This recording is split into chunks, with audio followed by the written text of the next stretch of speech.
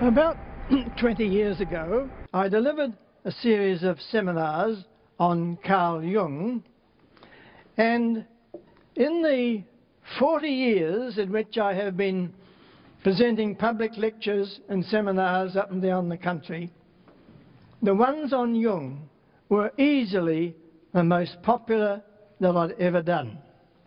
So it seemed appropriate, some 20 years later, to revisit Carl Jung, because in the intervening time, Carl Jung's ideas have been like seed thoughts in my mind and hopefully maturing.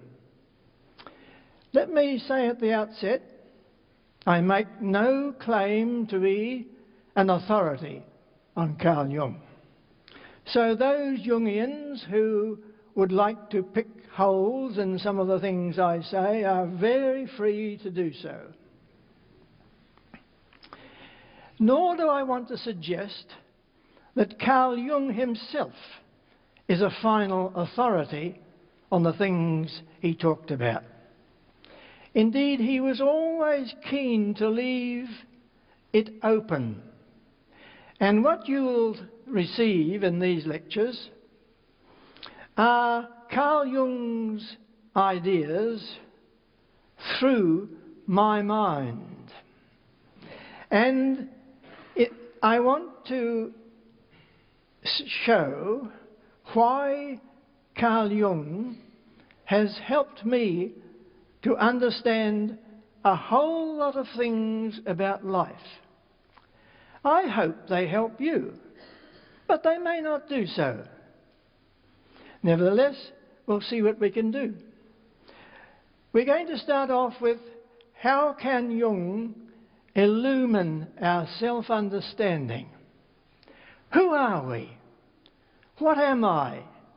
What is the answer to the question that Descartes posed, and which he answered and said, I think, therefore I am.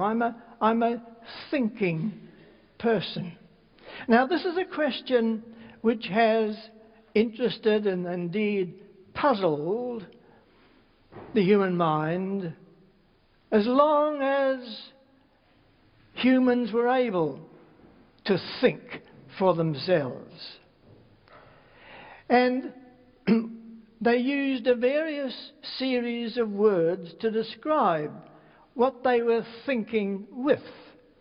Sometimes they called it the mind, sometimes they called it the soul, and I'm going to use the term that Carl Jung preferred, the psyche, which is simply the Greek word, of course, for soul.